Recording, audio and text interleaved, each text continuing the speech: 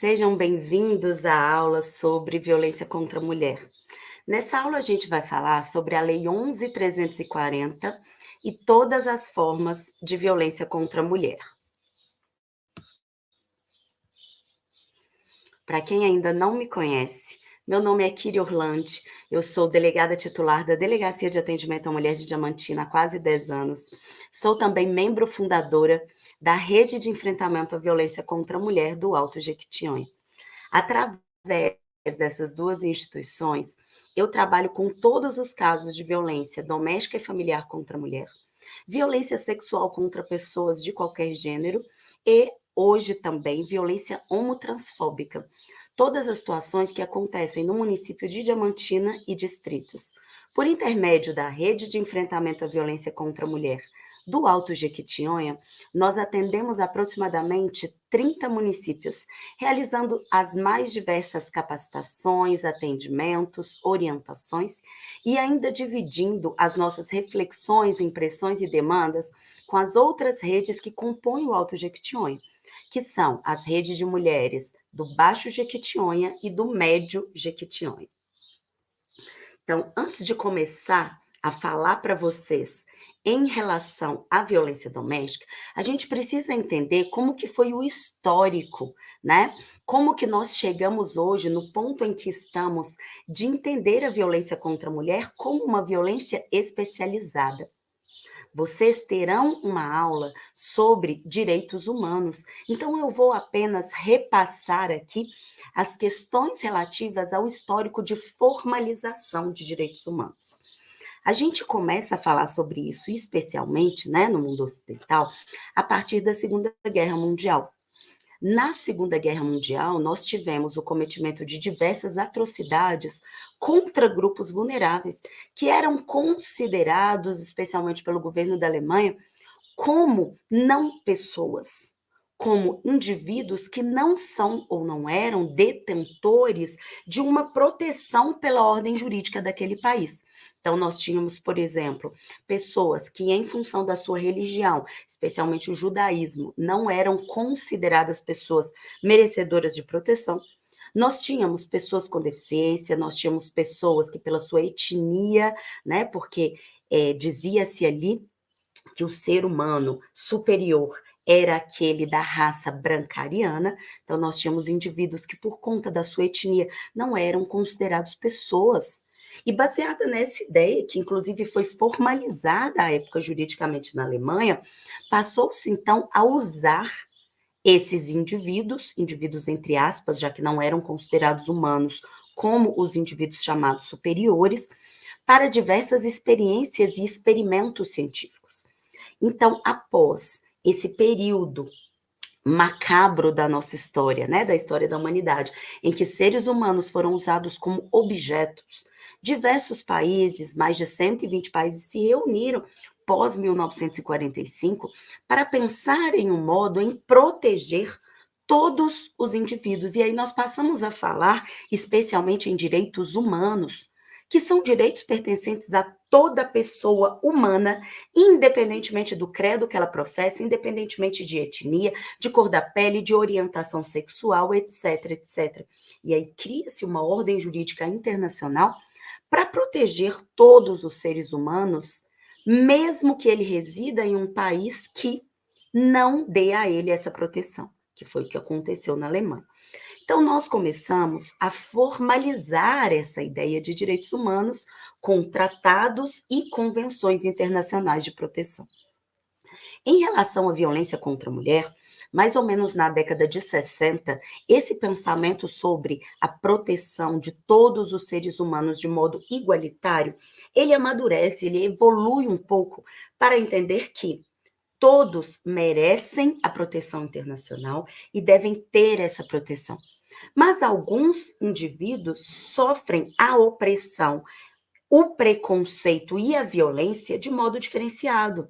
Então, nós temos, por exemplo, indivíduos que são de determinadas etnias ou que têm determinada cor de pele, né? Não falamos mais em raça, que fez com que os seus antepassados fossem indivíduos que foram escravizados. Então, por conta disso, essas pessoas sofrem até hoje uma opressão, que é muito diferente da opressão que pessoas brancas sofrem.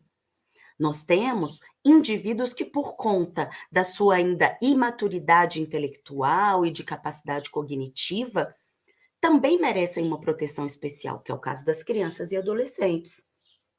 E temos também indivíduos que, por conta de um histórico de inferioridade, merecem uma proteção maior. Dentro, né, desse conceito, nós falamos de mulheres. Nós vamos ver aqui ao longo da aula que as mulheres sofrem de modo muito diferenciado o episódio da violência.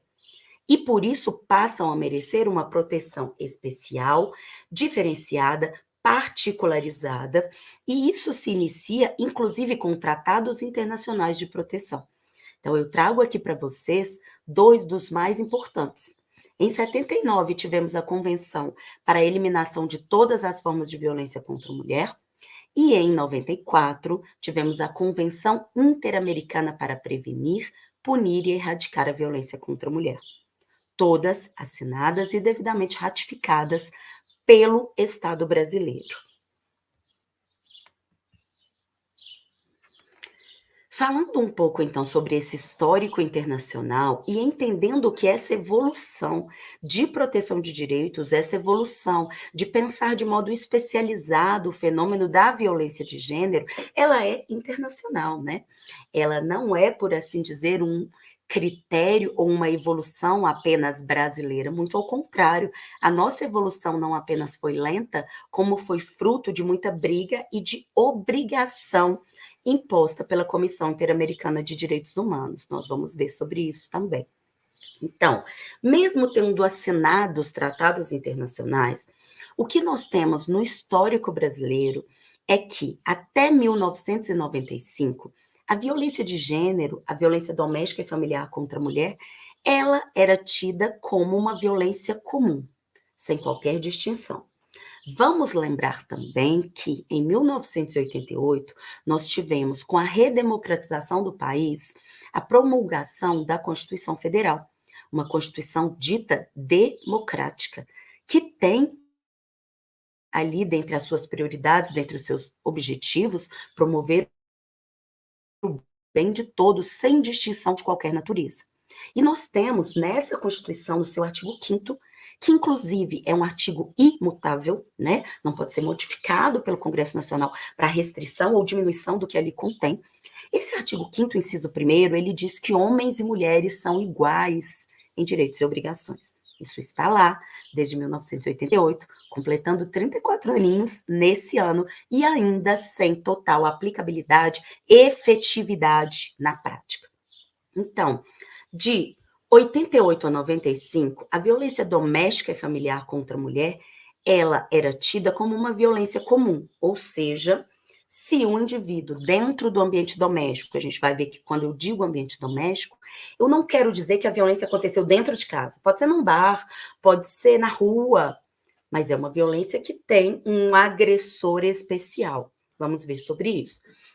Mas então, se até 1995 um marido agredisse a sua esposa dentro de casa, ou dois vizinhos brigassem na rua, aquilo era tratado do mesmo modo, sem distinção alguma, sem distinção de atendimento, sem distinção de punição, sem distinção de pena, tá? Em 1995, nós tivemos a publicação da Lei 9.099. Essa lei, ela criou os juizados especiais criminais. Ainda não fala de violência doméstica, ainda não temos uma especialização sobre isso.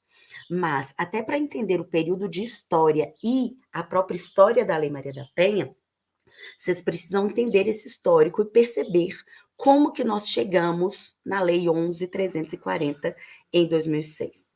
A partir de 95, então, você cria uma ideia de crimes de menor potencial ofensivo e tenta agilizar o sistema de justiça.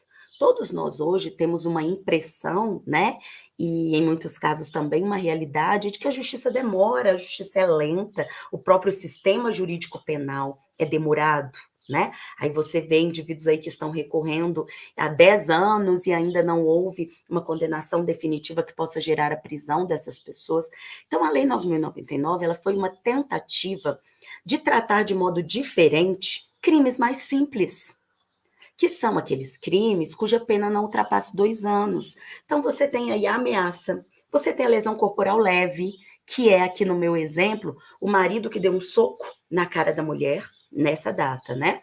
Ou um vizinho que deu um soco na cara do outro vizinho ali, causou um hematoma, apenas uma lesão leve. Nós temos o dano, nós temos a calúnia, a difamação, tudo incluído dentre esses crimes que são chamados de menor potencial ofensivo. Essa Lei 9.099, então, cria esse juizado, chamado por muitos aí informalmente de juizado de pequenas causas. E esse juizado, ele traz um procedimento especial para esses crimes, que é o procedimento de você realizar uma transação penal, ou seja, um acordo. Mesmo que você seja pego em flagrante praticando um desses crimes, por exemplo, dando um soco na cara do seu vizinho, se a lesão gerada por esse soco for uma lesão leve, você vai, ainda hoje, chegar na delegacia, não haverá sua prisão em flagrante, haverá apenas a assinatura de um compromisso seu de comparecer no juizado. Quando você chegar no juizado, o promotor de justiça vai te oferecer um acordo, pagar uma cesta básica, prestar um serviço comunitário, e aquilo vai se resolver ali. Então, você consegue agilizar o sistema de justiça para situações de crimes pequenos que não mereceriam a prisão da pessoa. Então, vejam, em 95 houve a publicação dessa lei e ela passou a ser aplicada para todos os crimes, inclusive para violência contra a mulher. Então, isso que eu falei do vizinho passou a acontecer também para violência doméstica e familiar contra a mulher, e a gente vai ver aqui qual o problema disso. Então, se não fosse o vizinho, mas fosse o marido que agrediu a mulher nessa data, entre 95 e 2006, e lhe deu um soco no rosto, chegaria na delegacia, não haveria prisão flagrante, assinava-se um termo de compromisso, comparecia no juizado na data agendada e fazia uma transação penal.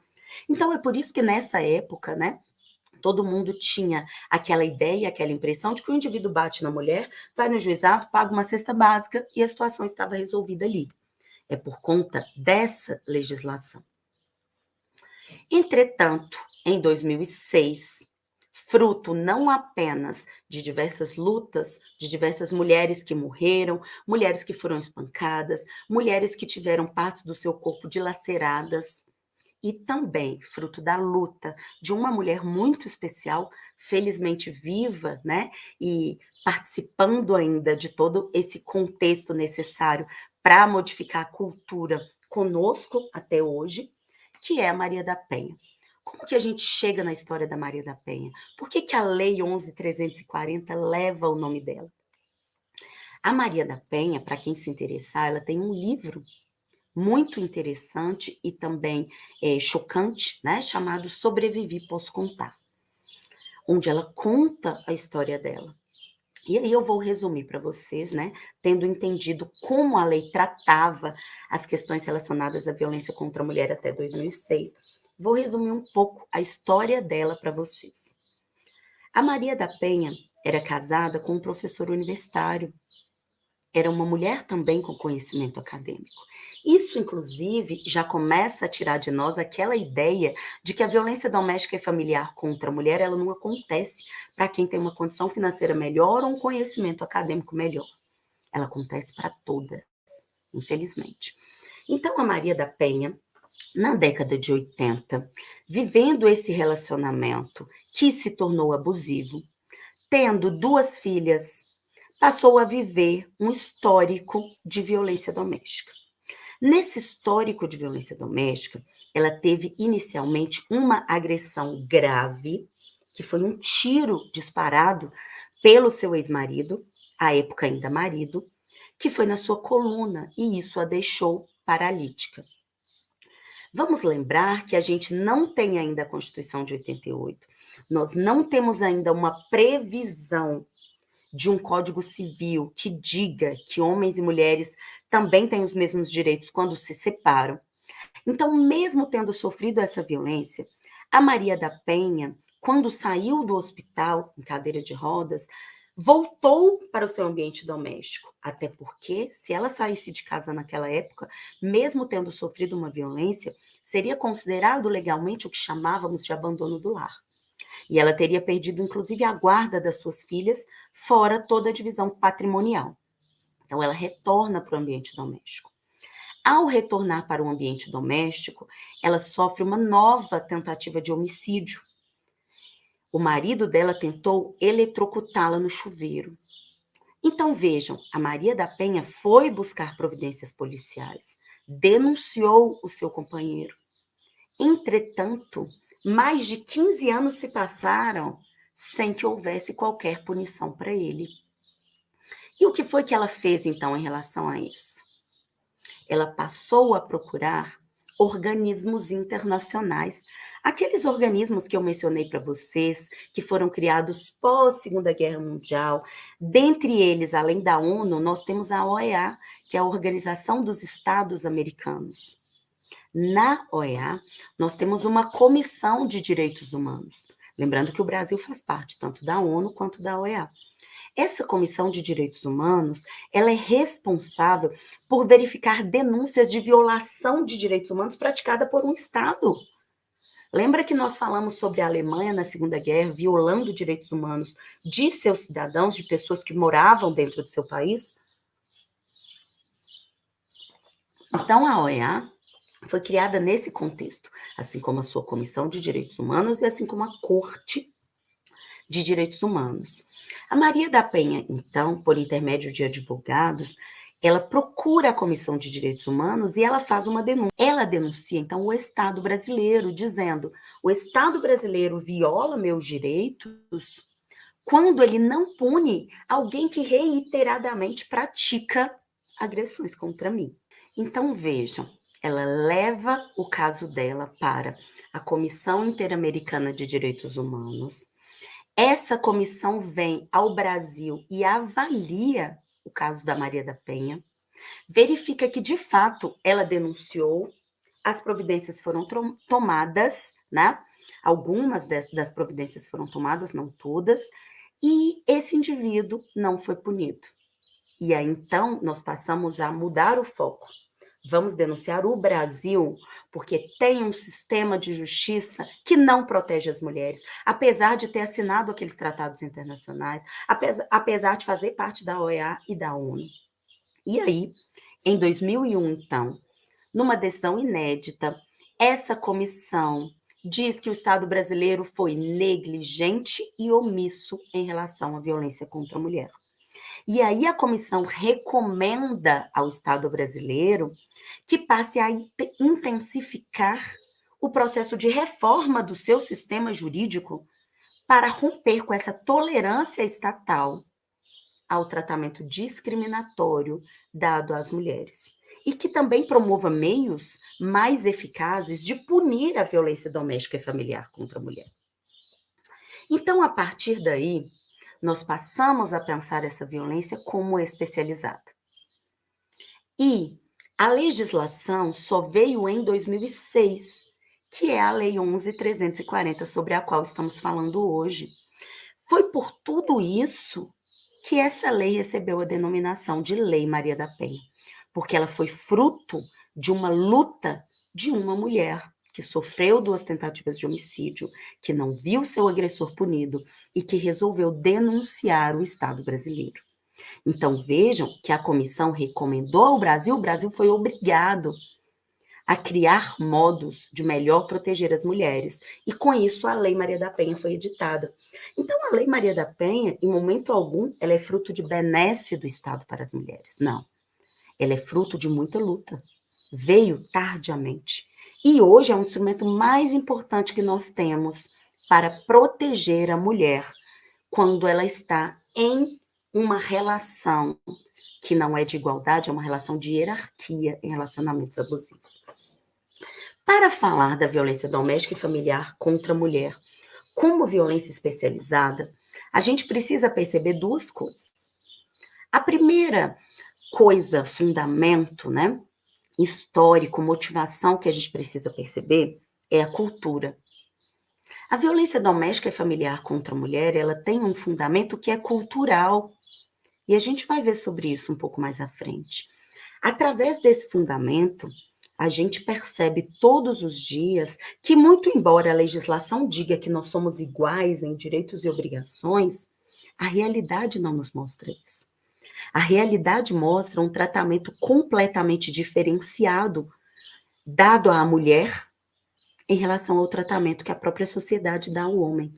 É um tratamento que nos coloca numa posição de subalternidade, que nos coloca numa posição de submissão, que diz que o nosso lugar não é nos espaços de poder. O nosso lugar é dentro de casa, o nosso lugar é cuidando da família, do lar, dos filhos. E quando você se insurge contra isso, quando você entende que esse não é o seu lugar, normalmente há a situação de conflito. A gente vai falar sobre isso. A violência contra a mulher, enquanto violência especializada, ela tem também um outro fundamento, uma outra característica que é peculiar dela, que é a progressão da violência. Quando eu falei no início dessa aula sobre uma briga de dois vizinhos, em que um deles deu um soco na cara do outro, e quando eu falei também de uma briga entre um casal em que o marido deu um soco na cara da esposa, qual é a diferença entre essas duas violências, considerando que é um soco no olho que gerou um hematoma arredondado? A diferença é que a violência doméstica e familiar contra a mulher, ela é progressiva. E o que significa ser progressiva? Significa que ela não começou naquele soco e não vai se esgotar naquele soco, como acontece com outras violências. Ela começou pequena, menor. Ela começou, inclusive, nas entrelinhas, com o que nós chamamos de controle de conduta, com aquela ideia de que eu, companheiro, é que sei o que é melhor para você, como você deve se vestir, como você deve se portar, onde você pode ir, onde trabalhar, se trabalhar, o que fazer. E aí você começa a moldar a sua companheira ao que entende que é o papel da mulher dentro dessa sociedade. E essa violência, ela acontece quando você sai desse papel. Então, nas situações reais que nós temos de violência doméstica e familiar contra a mulher, a explosão da violência, por exemplo, o soco no olho que eu mencionei, acontece porque não fez o jantar no horário certo. Acontece porque foi frequentar a casa de alguém que aquele indivíduo entendia que não era o local que ela deveria frequentar. Acontece porque ela usou determinada vestimenta ou se comportou de determinado modo que ele entendia que não é o correto para uma mulher se comportar. E essa violência começa no modo verbal, inclusive, com xingamentos, com humilhações. Hoje nós temos, inclusive, a tipificação como crime da violência psicológica. Depois ela passa para uma violência consistente em ameaça. Você não sabe do que eu sou capaz. Eu posso acabar com você, eu vou tirar os filhos de você. E, posteriormente, ela chega a uma violência física. Então, essa violência, ela cresce, ela progride, ela não acaba ali. E é por isso que a gente precisa ter um olhar diferenciado e especializado sobre ela.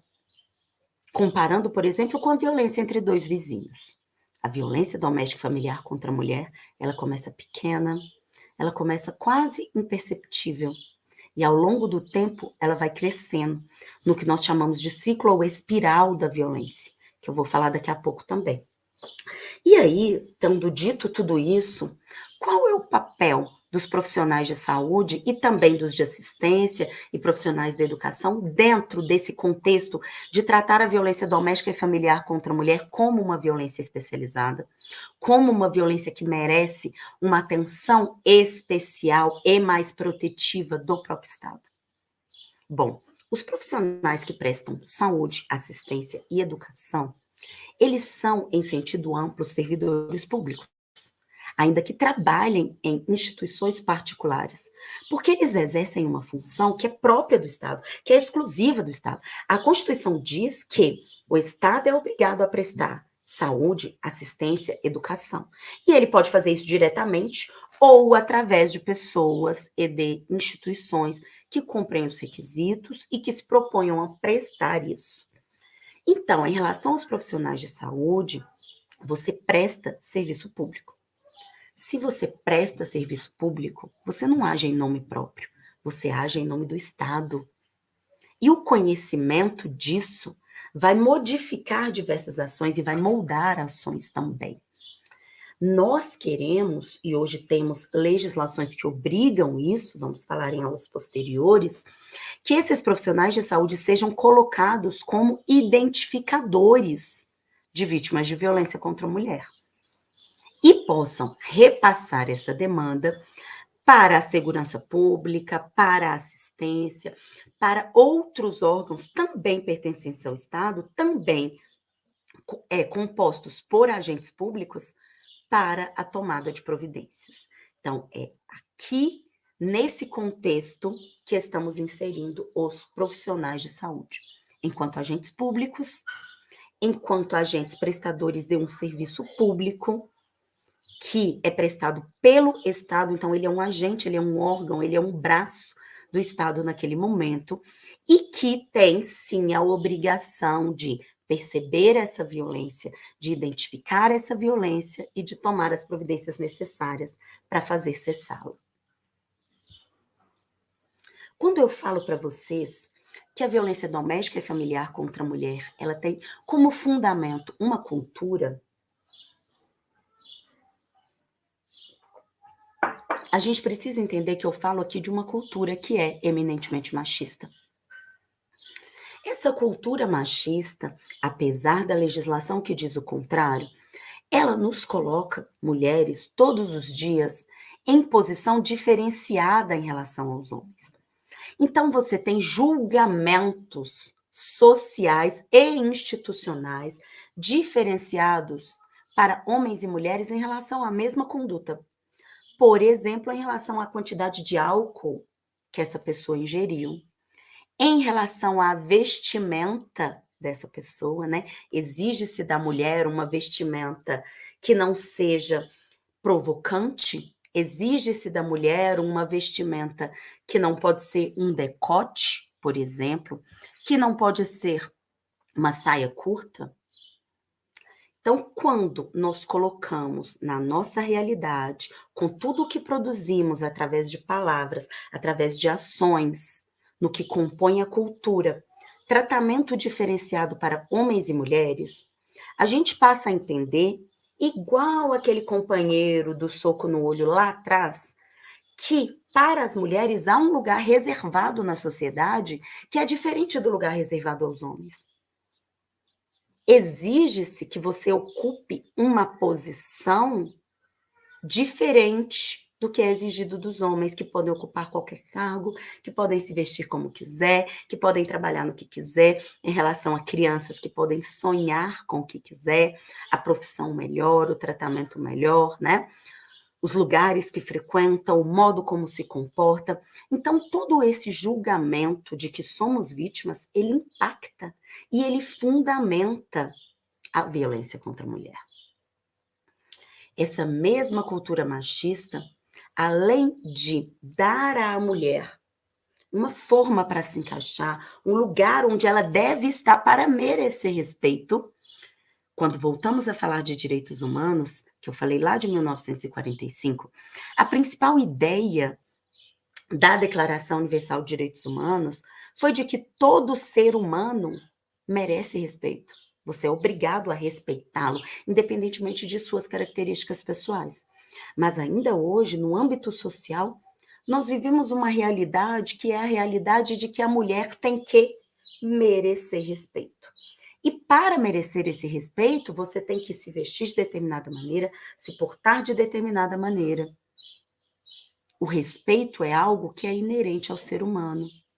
Mas não é esse o julgamento que fazemos de mulheres todos os dias, não só pessoalmente, não só em âmbito familiar, mas institucionalmente.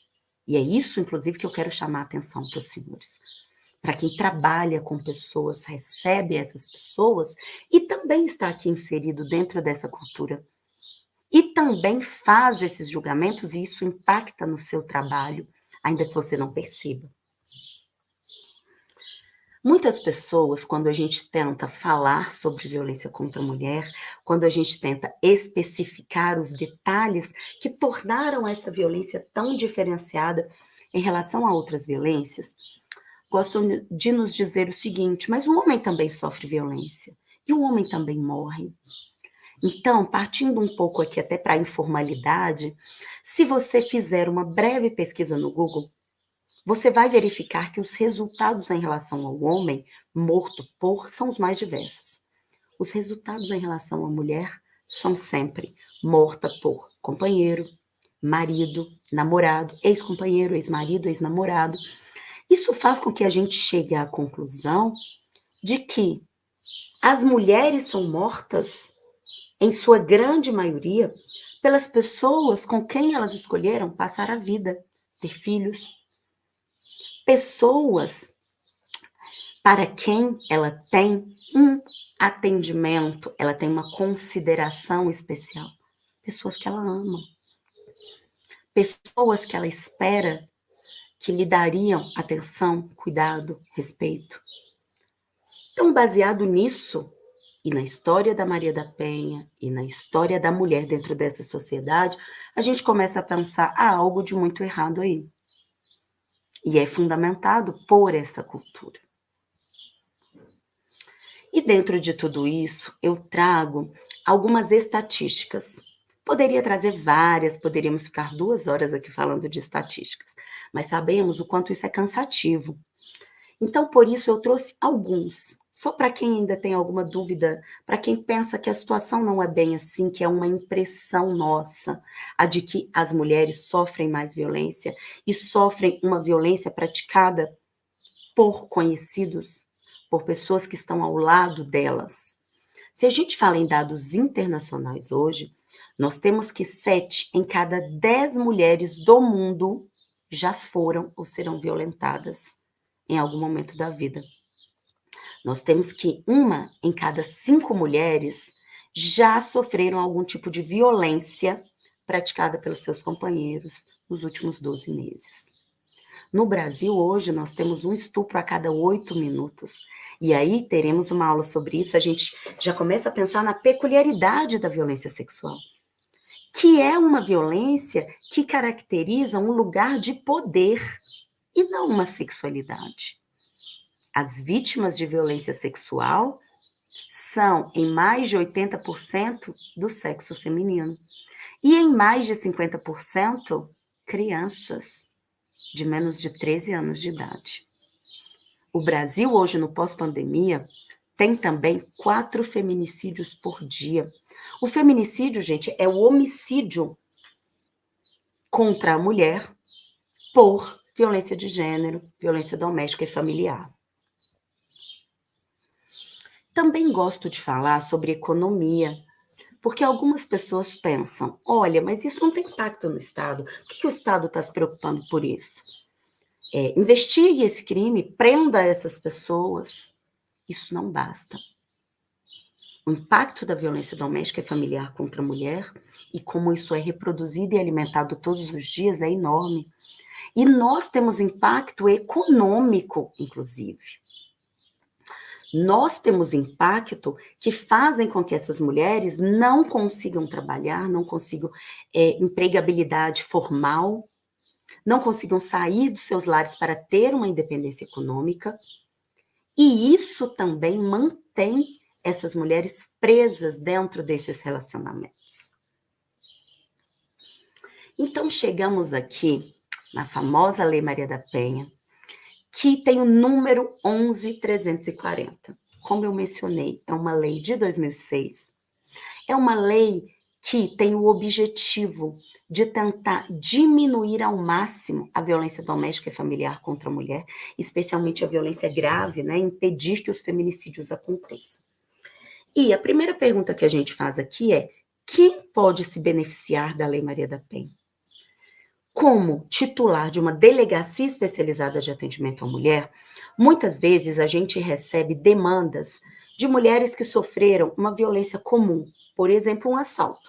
Estava passando na rua, um indivíduo agrediu, subtraiu sua bolsa.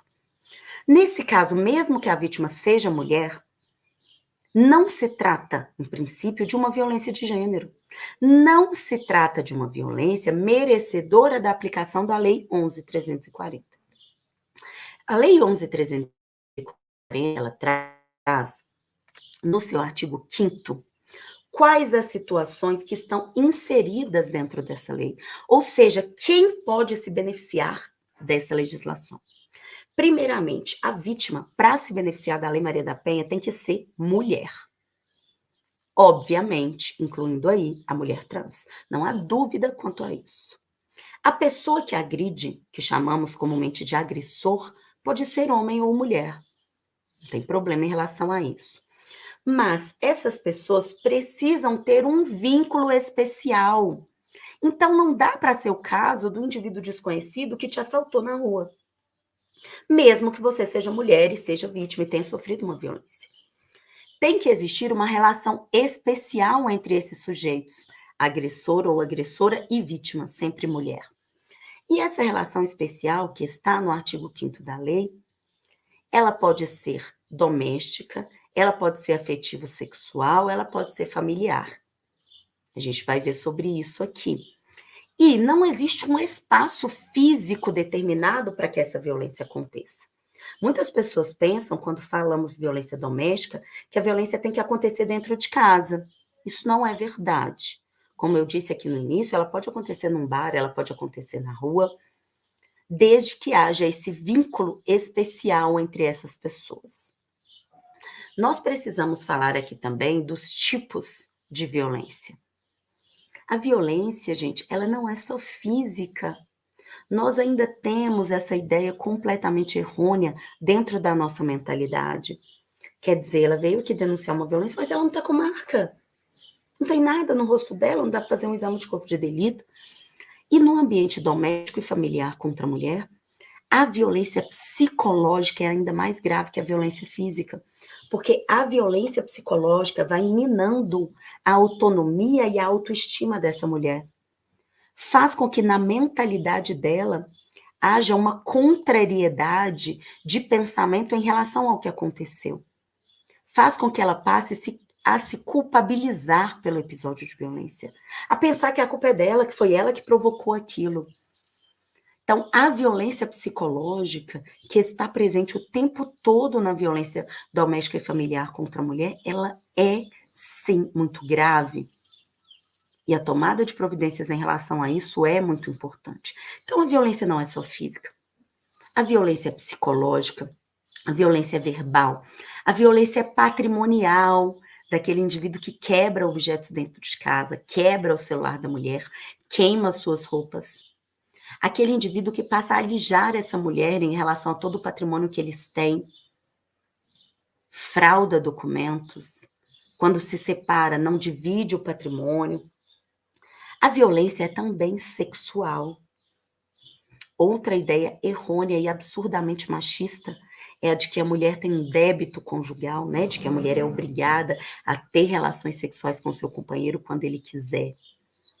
Existe violência sexual dentro de uma relação conjugal, de uma relação de namoro, de uma relação de parceria, quando ela não quer praticar atos de cunho sexual e esse indivíduo a obriga. Então, nós temos, sim, uma violência sexual aí dentro, além da patrimonial, além da verbal, além da psicológica e além da física, que é a que as pessoas mais mencionam.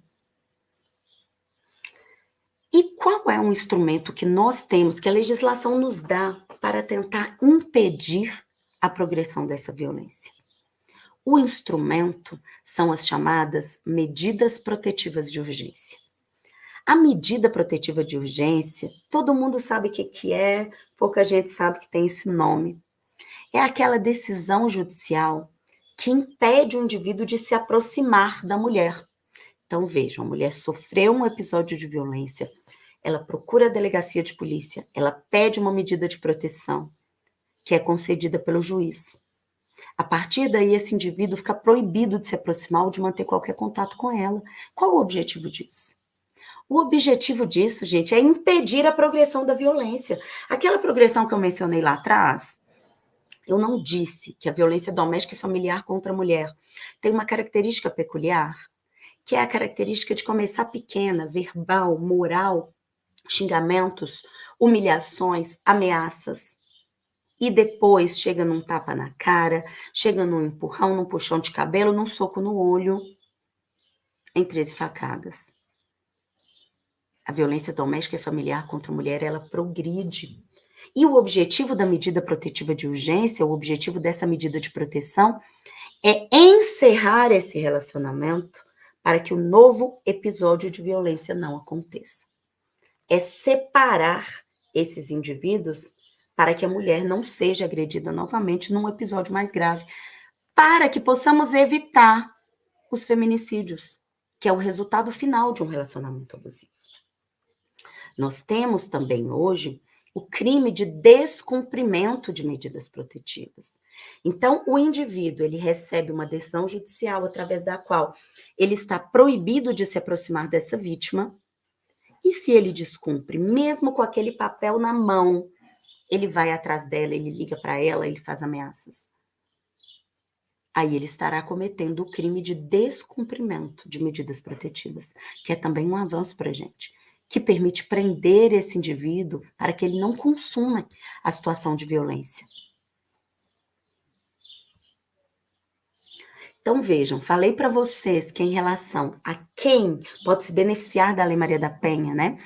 Quem é a destinatária direta dessa lei, precisa ser mulher, mas não basta ser mulher. É preciso que haja um vínculo, que está aqui trazido. A Lei Maria da Penha trouxe aqui no artigo 5º. Esse vínculo, gente, ele pode acontecer de 3 modos. Qual é o mais comum? É esse inciso 3º aqui, ó. Considera-se violência doméstica e familiar contra a mulher quando eu tenho algum tipo de ação ou omissão baseada no gênero que vai lhe causar algum sofrimento e que aconteça em relação íntima de afeto, tá? Independentemente de coabitação. O que é relação íntima de afeto? Namorado, ficante, ex-namorado, marido, ex-marido, companheiro, ex-companheiro. Por isso falei para vocês que não interessa a violência acontecer dentro de casa. Não interessa vocês terem morado juntos, isso que é coabitação. Se vocês estão namorando, se vocês estão ficando e há um episódio de violência ali, baseado no gênero, há violência doméstica e familiar contra a mulher. Também há violência doméstica e familiar contra a mulher quando o episódio de violência acontece no âmbito da família. O que é isso? O pai que agride a filha, a mãe que agride a filha, o neto que agride a avó, o filho que agride a mãe. Não são namorados, companheiros, mas têm uma relação de parentesco. Também há violência doméstica e familiar contra a mulher em relação a pessoas que não são parentes, não têm relação íntima de afeto, mas moram juntas no mesmo ambiente doméstico. Aí eu também consigo enquadrar aqui, desde que a vítima seja mulher e haja uma violência baseada no gênero. O parágrafo único traz um enunciado bem interessante, que é o enunciado que diz que essa previsão aqui independe de orientação sexual. Então, vejam, pode ser um casal homoafetivo de 2 mulheres em que uma agride a outra, praticando violência de gênero? Pode. Eu falei para vocês que é obrigatório que a vítima seja mulher. Não é obrigatório que o agressor seja homem. Pode ser uma agressora, pode ser uma mulher. Então, dentro de um casal homoafetivo composto por 2 mulheres, é possível haver violência doméstica familiar, é possível a aplicação da Lei Maria da Penha. Falamos ainda sobre os tipos de violência e eu mencionei no slide anterior para vocês alguns exemplos. Então, mencionei também como essa violência cresce E na maior parte das vezes passa por todas essas violências que a gente vai mencionar aqui. A violência, então, ela pode ser verbal, moral, psicológica. A violência verbal, gente, muitas vezes ela se caracteriza como ameaça, que eu disse aqui, né? Ameaça de vou te matar, vou fazer isso, vou fazer aquilo, de causar um mal injusto para você. A violência verbal também são aqueles xingamentos, aquelas explosões que muitas mulheres passam e que a sociedade justifica no que chamamos de exteriorização da culpa na violência doméstica. Ele bebeu demais, ele usou drogas, ele perdeu o emprego.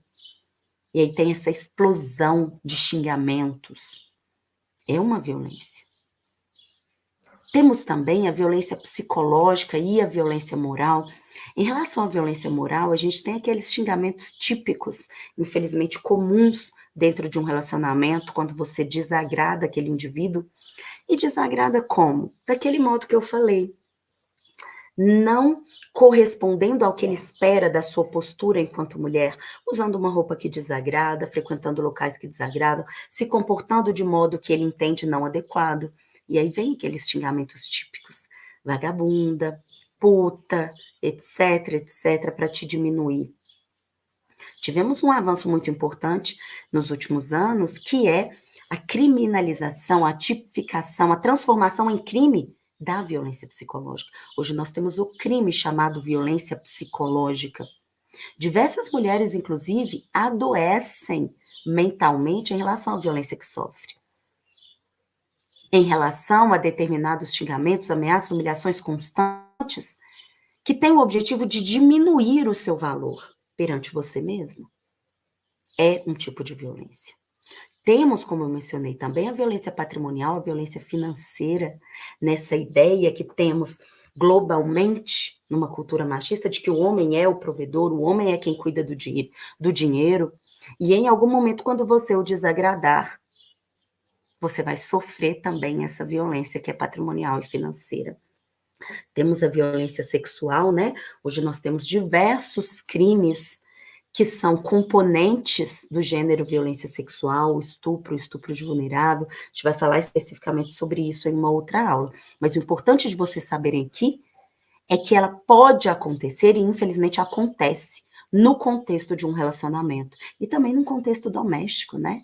Na violência sexual, infelizmente praticada aí por muitos pais contra filhas, avô contra neta, é uma violência sexual doméstica também. E a famosa, e é que todo mundo mais conhece, violência física. Tapa na cara, soco no olho, chute, facada, empurrão, etc, etc. Então, todas essas violências podem ser praticadas num contexto da Lei Maria da Penha. E são, sim, merecedoras de aplicação da Lei Maria da Penha. Se você sofrer algum tipo de violência e tiver um vínculo especial dentre aqueles 3 que mencionamos com a pessoa que te agrediu. As medidas de proteção que eu mencionei aqui, que são chamadas medidas protetivas de urgência, e que têm o objetivo de impedir a progressão da violência, tem o objetivo de impedir que, se hoje você foi ameaçada de morte pelo companheiro, amanhã ele lhe dê um soco no olho. Se hoje você sofreu um soco no olho, que amanhã ele lhe dê 3 facadas. Esse é o objetivo das medidas de proteção. E essas medidas podem ser suspensão do porte de armas, que nós temos hoje, por exemplo, para profissionais que trabalham armados, inclusive profissionais da segurança pública, para pessoas hoje que têm uma autorização de porte enquanto atirador esportivo, etc. A gente suspende o porte da arma quando há um episódio de violência contra a mulher, porque a gente sabe que ter um instrumento, arma de fogo, facilita, num episódio de explosão de violência e para relacionamentos abusivos, que haja uma violência mais grave praticada contra essa mulher. Uma outra medida de proteção muito interessante e eficaz é o afastamento do lar. Os 2 moram juntos. A mulher tenta terminar o relacionamento e não consegue. Como é que eu vou impedir a violência se eles vão permanecer ali dentro do mesmo domicílio? Então eu afasto esse indivíduo do lar, ele é obrigado a sair dali. Obviamente, gente, não há perda financeira. O que é que eu quero dizer com isso? Se a casa é dos dois, se há móveis, bens dos dois ali, isso vai ser posteriormente dividido, né? Numa ação civil. Mas, naquele momento, eu preciso retirar esse indivíduo de lá para cessar os episódios e principalmente o crescimento da violência. Outra medida interessante é a proibição de aproximação ou contato com a mulher, que a lei chama a vítima de ofendida, né? Se eu quero impedir a progressão da violência, se eu quero impedir que novos episódios de violência aconteçam, eu impeço esse indivíduo, eu digo a ele, você não pode se aproximar dela, senão você vai ser preso. Digo mais, você não pode manter contato com ela, senão você vai ser preso. E que contato é esse? Contato por qualquer meio de comunicação, né? Hoje nós temos contato por WhatsApp, por redes sociais, por telefone, por e-mail. Tudo isso é proibido, para que a gente evite novas ameaças, para que a gente evite novos crimes. Temos também prestação de alimento provisório, que é a pensão alimentícia. Temos ainda restrição ou suspensão de visita a dependente menor. Quem são esses? Os filhos. Isso normalmente acontece, gente, quando a criança também, dentro daquele relacionamento abusivo, foi vítima de violência praticada por aquele agressor.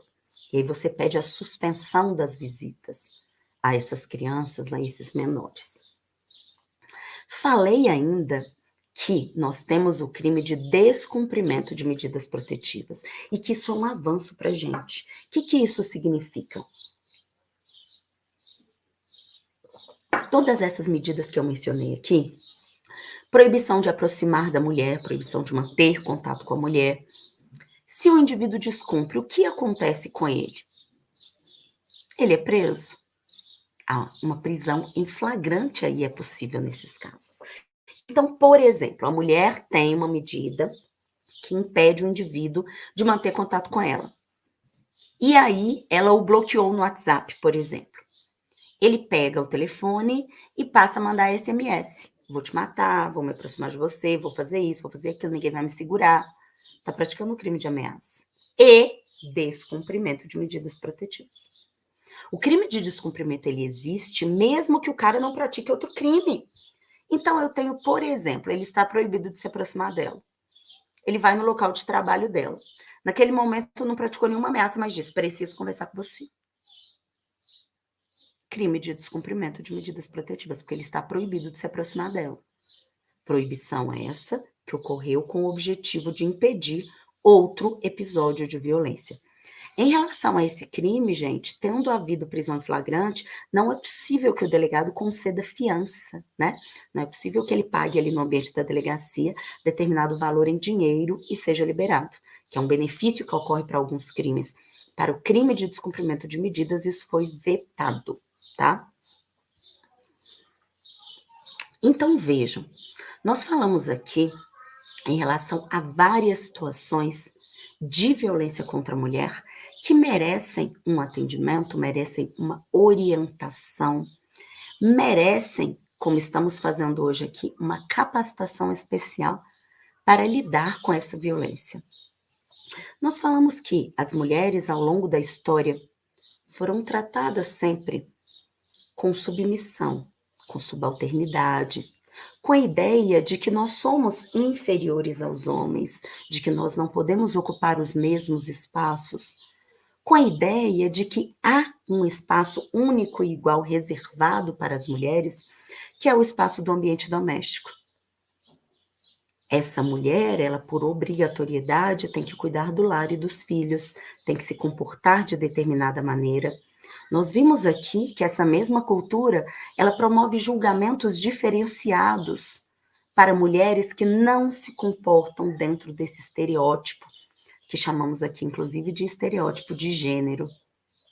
Vimos ainda um total desvirtuamento do conceito de direitos humanos quando você entende que a mulher precisa se dar ao respeito, como se o homem apenas já nascesse merecedor de respeito, mas nós precisássemos nos comportar de determinado modo para merecer esse respeito.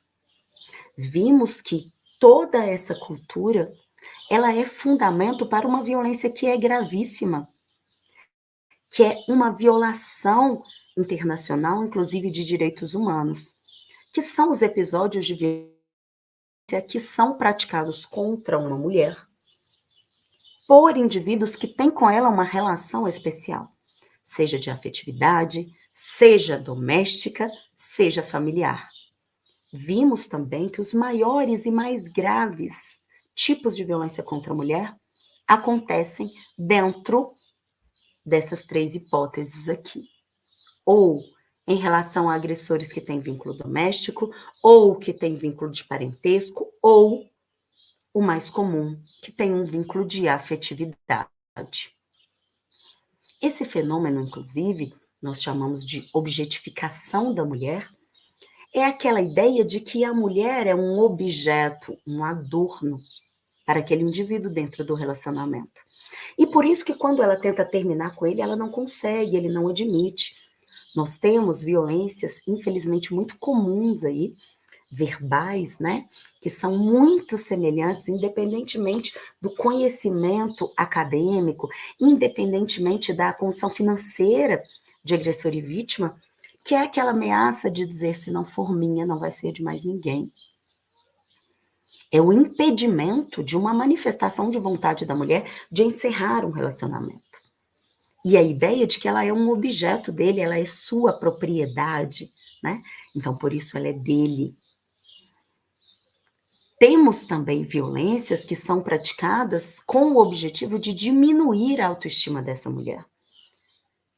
Falamos aqui da violência psicológica, de humilhações, de xingamentos, e quando você diminui a autoestima dessa mulher, quando você causa nela uma confusão mental, que faz com que ela pense que ela é culpada por aquela violência, porque ela não se comportou do modo que essa cultura impõe que devemos nos comportar, você causa um adoecimento mental que inclusive impede que ela saia desse ciclo de violência. E por falar em ciclo de violência, vocês precisam entender também outra particularidade da violência doméstica e familiar contra a mulher, que é a ideia também errônea de que a mulher vive permanentemente dentro do relacionamento em violência. O ciclo, ou hoje é chamado de espiral de violência, mostra que não é isso que acontece. O que acontece é um momento de explosão. Esse momento aqui que eu mencionei, que ele vai dizer: ah, você quer se separar de mim? Se não for minha, você não vai ser de mais ninguém, ninguém vai te querer, etc, etc. Xingamentos, gritos, quebra de objetos. No dia seguinte, nós temos o arrependimento, pedido de desculpas, justificativas várias: você que me deixa nervoso, é você que me faz fazer isso. Eu faço isso porque eu te amo demais. Muitas vezes flores, presentes, bombons, me perdoa, isso não vai acontecer mais. De novo, dividindo e exteriorizando a culpa. Vamos fazer um pacto, você não faz mais isso e eu também não te agrido mais. Perdão, um período que chamamos de lua de mel, que é o período em que a mulher, né, ela, na verdade, vive permanentemente num pisar em ovos para não desagradar o indivíduo e para não ter um novo episódio de violência, e que ele se força a não ser violento. A gente chama esse período de lua de mel, mas ele só permanece até a próxima explosão. E a próxima explosão, infelizmente, vai ser sempre de uma violência mais grave. Então, a gente falou aqui de um episódio em que ele xingou, ameaçou, humilhou. Agora, no novo episódio, provavelmente lhe dará um soco no olho, um empurrão que você vai cair, chutes nas costas e etc. E no dia seguinte, nós temos de novo arrependimento, pedido de desculpas, justificativas várias, presentes, lua de mel, até o próximo episódio de violência. Então, nessa espiral da violência, que também causa esse adoecimento mental, porque você tem ali duas imagens daquele indivíduo, né? Uma do indivíduo que explodiu, que te agrediu, que quebrou coisas, e outra do que no dia seguinte se diz arrependido, vai melhorar, vai mudar. Apenas até o próximo episódio de violência. Temos como justificativa para a grande maioria das violências mais graves o término do relacionamento. E esse fundamento vem da cultura, que eu disse, né? A ideia de que aquela mulher é propriedade dele. Então, ela tem que estar ali para servi-lo, para estar ao lado dele, e ela não pode, não vai fazer isso com outro indivíduo. Caso tente, ele vai impedir que isso aconteça através de nova violência. Então, nós conclamamos aqui, quando eu digo nós, não é nem só enquanto rede, enquanto profissional.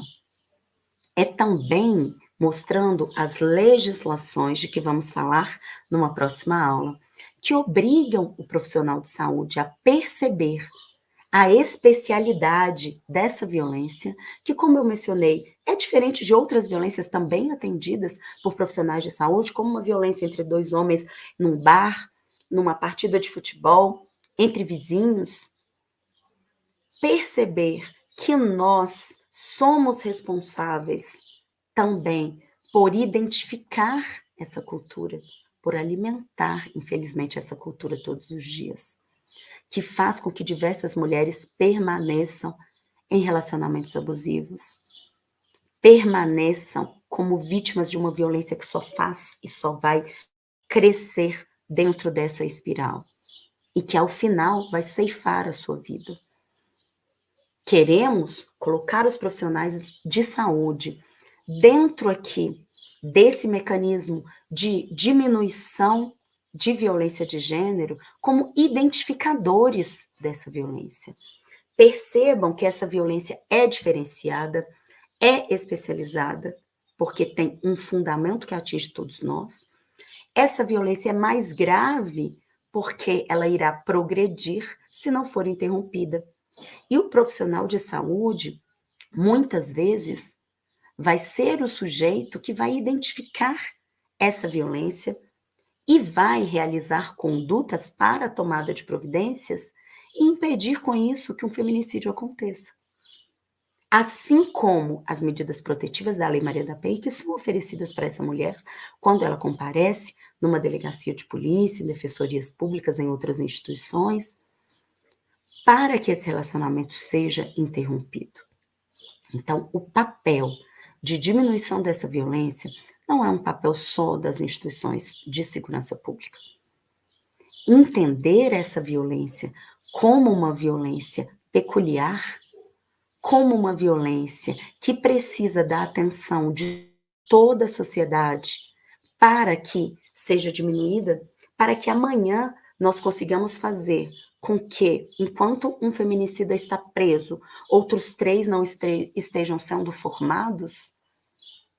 Quando você ensina para meninos e meninas que a mulher tem que se comportar de determinado modo e o homem não, que a mulher lhe deve obediência, e você os autoriza a agir com violência quando não há essa obediência, quando não há essa submissão.